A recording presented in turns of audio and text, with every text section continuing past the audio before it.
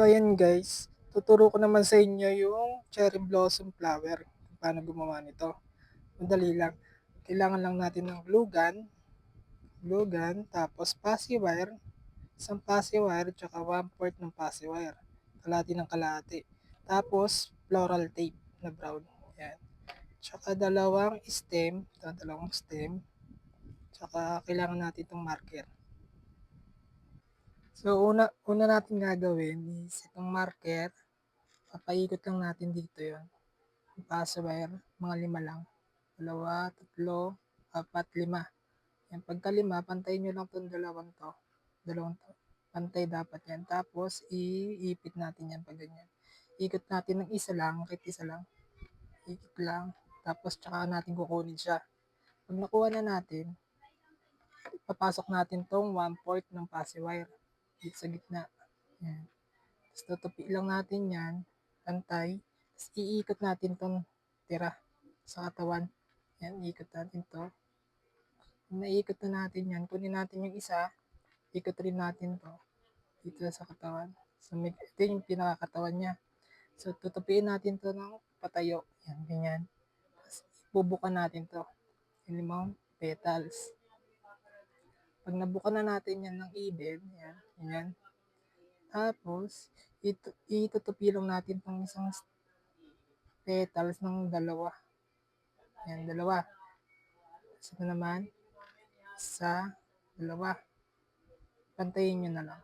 Yan. Pantay dapat yan. Tapos ito naman, kabila. Ito rin.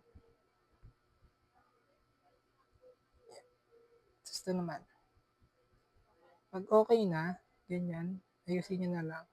Dapat center tong gitna. Yan. Pag na-center mo na yan, tapos okay na siya. Tsaka mo siya, pag ganyan na itsura niya, tsaka mo siya tutupiin.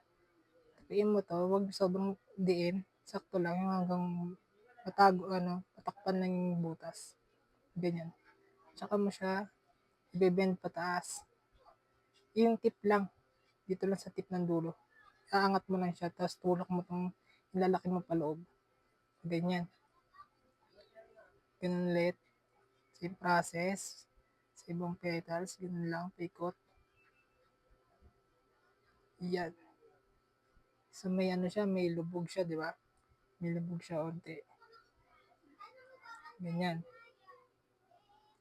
Pagkatapos niyan, itong stem, kunin natin itong stem, tapos i-bend natin kayan. Tutupiin natin para sa kalate. Ganyan. Tsaka natin, gugupitin sa gitna. Gitna niyan. So, hawakan mo dito. Tapos, gupitin natin yung gitna. At gitna Yan, ganyan. Tsaka mo, lalagyan ng glue gun itong dulo. Itong dulo. Pagditikitin mo muna yung lahat. Compress mo muna sila. Tsaka lalagyan mo ng glue gun. Kahit konti lang. Sakto lang. Yan. Tapos mo yan. Ganyan. Tsaka mo, ididikit sa center ng bulaklak. Yan. Ingat lang kasi dumidikit talaga siya. Tapos ayusin nyo lang. Pantayin nyo lang yan. Yan. Tayo nyo lang tapos hintayin nyo lang matuyo. Ganyan. Ayusin nyo na lang.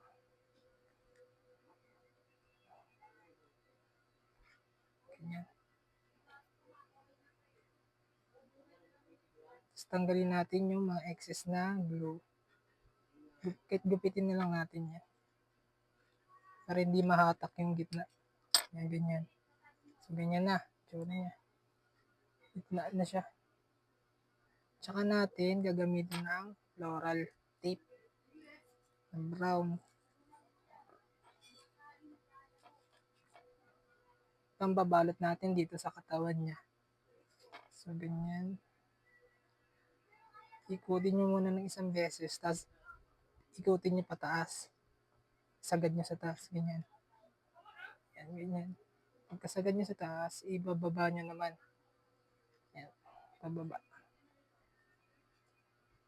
Pag na-cover nyo na lahat, tsaka nyo gugupit yan. Tapos ikot nyo lang yan. Okay na. Meron ka ng cherry blossom flower. Ganyan. Yan.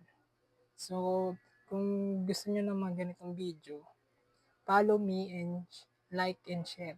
Thank you guys.